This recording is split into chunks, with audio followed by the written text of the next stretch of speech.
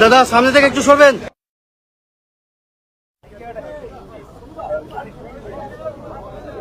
নমস্কার, এখানে আমি আদেন এসেছি, মানে একটু আগেই আমি নগরপালকে জানিয়েছিলাম আমার এখানে গতকাল একটা অনভিপ্রেত আনফরচুনেট ইনসিডেন্ট ঘটেছে। কেউ অ্যাজিটেশন করতে পারেন, তার ডিমান্ড রাখতে পারেন, সেটা লফুল এবং লজিক্যাল হওয়া উচিত। এটা ডেমোক্রেটিক কান্ট্রি। আমরা পুলিশের নিচের তলাতেও বলেছি ভার্চুয়াল করে যে কোনো গ্রুপ, যে কোনো ইন্ডিভিজুয়াল, যে কোনো পলিটিক্যাল রিলিজিয়াস গ্রুপ, তারা তাদের যে কোনো বক্তব্য, দাবি বা অ্যাগ্রিড পার্সন, তারা ওসিআইসিদের সঙ্গে মিট করবেন এবং তাদের কাছে রিপ্রেজেন্টেশন দেবেন, জানতে চাইবেন, সেটা তাকে স্যাটিসফাইড করা এবং যথাযথ উত্তর দেওয়ার দায়িত্ব কনসার্নিং পুলিশ স্টেশনের। এটা নিয়ে আপত্তি নেই। তো হঠাৎ করে কিছু লোককে জড়ো করে ধর্মীয় স্লোগান দিয়ে পাথর ছোড়া, এটা শ্রীনগরেও বন্ধ হয়ে গেছে। আমার মনে হয় পশ্চিমবঙ্গে বা কলকাতাতে এটাও বন্ধ হওয়ার খুব দরকার রয়েছে। এখানে গতকাল যে আমার পুলিশ বন্ধুরা এবং সিআরপিএফ এর বন্ধুরা আহত হয়েছিলেন, তাদের নাম হচ্ছে Shri Chitradeep Pandey, ACP3 ACD, inspector Rajesh Kumar Singh, OC Beniapukur PS, ASI 18,159, এটা নম্বরও, Shyamal Kumar Ghosh of DRO ACD, constable Shahzada Sheikh Beniapukur PS, constable Tarun Kumar Das DRO ACD, CB Anirban Majumdar.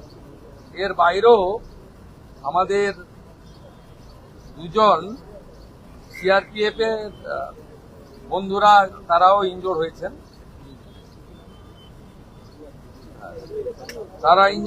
আমি মূলত এদের সঙ্গে দেখা করতে এসেছিলাম, ওদের শরীর স্বাস্থ্য কেমন আছে, ওদের ইনজুরি কেমন হয়েছে, আর আমাদের যে এন্টায়ার ফোর্স কালকে এত ভালো কাজ করেছেন, বড় ল অ্যান্ড অর্ডার ক্যাজুয়ালিটির হাত থেকে মানুষজনকে বাঁচিয়েছেন, তাদেরকেও আমি সাপোর্ট দিতে এসেছিলাম।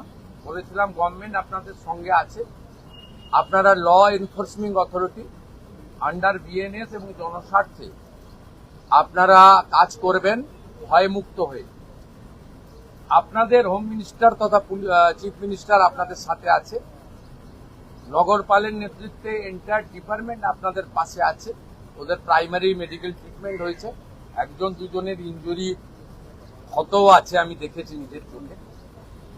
আমি শুধু আপিল করব, এই কাজগুলো করবেন না, এই কাজগুলো করবেন না, এই কাজগুলো থেকে বিরত থাকুন। যদি মনে করেন আগের সরকার আছে, আগের নিয়ম আছে, আগের মতো পুলিশকে, ফোর্সকে হাত পা বেঁধে রেখে দেওয়া হবে, তাহলে কিন্তু ভুল করবেন।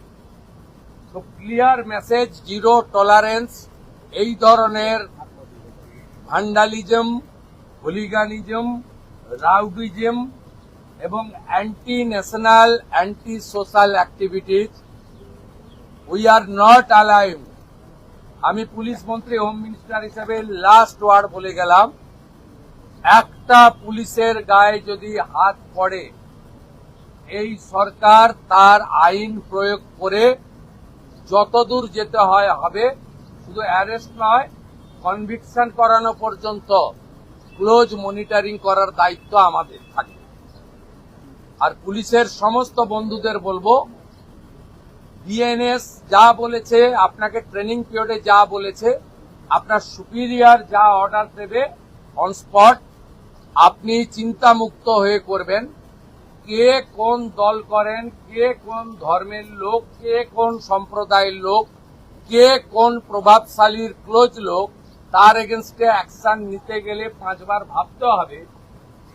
আপনারা এই চিন্তা মুক্ত করুন। মাননীয় প্রধানমন্ত্রী বারে বারে বলেছেন, বেঙ্গলে ভয়ে আউট, ভরসা ইন। এন্টায়ার পুলিশ ডিপার্টমেন্ট, বিশেষ করে আমাদের কলকাতা পুলিশের যে তাদের যে পারফরমেন্স, তাদের যে উচ্চতা, এই উচ্চতাকে ফিরিয়ে আনার জন্য, দক্ষতাকে কাজে লাগানোর জন্য গভর্নমেন্ট তার সাথে আছে। এটাই আমার বক্তব্য। আমি খুব হ্যাপি এখানকার ইনভেস্টিগেটিং অফিসার এবং সুপিরিয়র পুলিশ অফিসাররা ইতিমধ্যে 40 জনকে গ্রেপ্তার করেছে এবং নগরপাল নিজে এটাকে, আমাদের সিপি নিজে এটাকে মনিটরিং করছেন। লফুল অ্যাকশন আন্ডার বিএনএস যেটা করার দরকার, এটা আইনগতভাবে তারা করবে। সেটা as a chief minister, home minister আমি বলবো না। আইনে যা লেখা আছে সেই অনুযায়ী ব্যবস্থা হবে। একটা কথাই আমি বলে গেলাম, জিরো টলারেন্স। আর পার সার্কাস সহ যেখানে যেখানে বিগত দিনে এই ধরনের ঘটনা ঘটিয়েছেন, আপনারাও কান খুলে শুনে রাখুন, এটা আপনাদের শেষ ঘটনা। এরপরে আর কোনো এই ধরনের অ্যাকশন আমরা করতে দেব না। যদি করেন, আমার থেকে খারাপ কোনো পুলিশ মন্ত্রী হবে।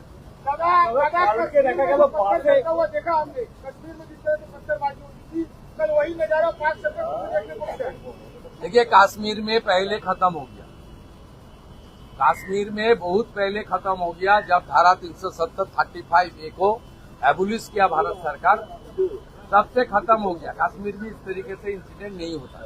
बंगाल में थोड़ा आदत इनको पड़ गया था कि हम लोग को कुछ नहीं करेगा कुछ सरकार, पुलिस का अंदर भी डर का माहौल था, लेकिन डर का माहौल भाग गया। पुलिस कानूनी तरीके से करेगा। They are the law enforcing authority, they are the part and parcel of the government.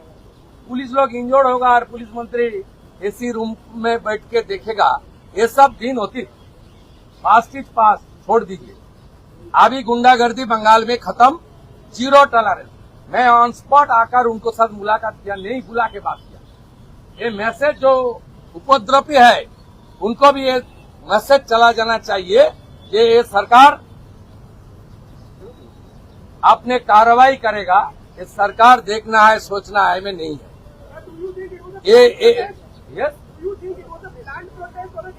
it's a planned incident. Because some person before incident they posted it through social media. Police is investigating. I have ever faith to Calcutta police. These officers are very competent officers.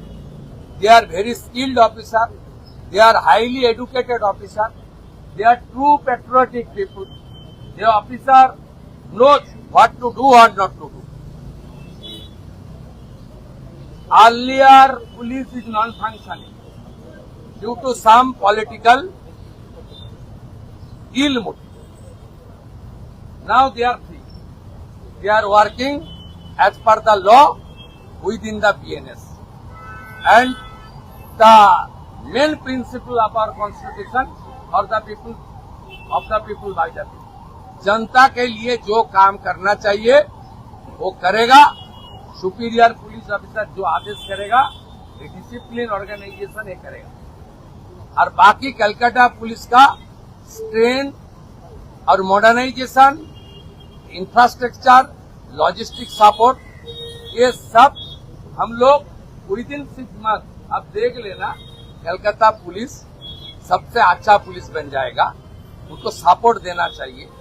अभी हम लोग central home ministry से request करूंगा, जो 40 company paramilitary है, alternate arrangement तक उनको यहाँ रखना चाहिए।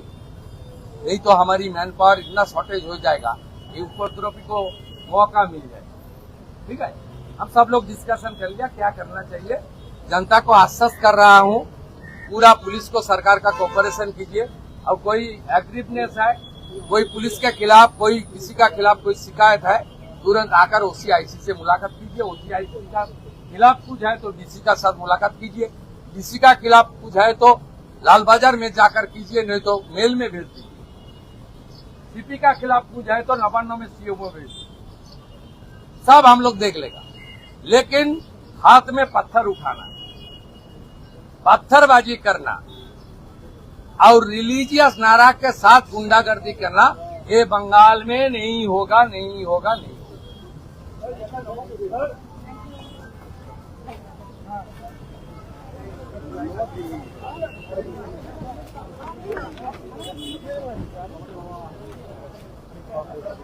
Ele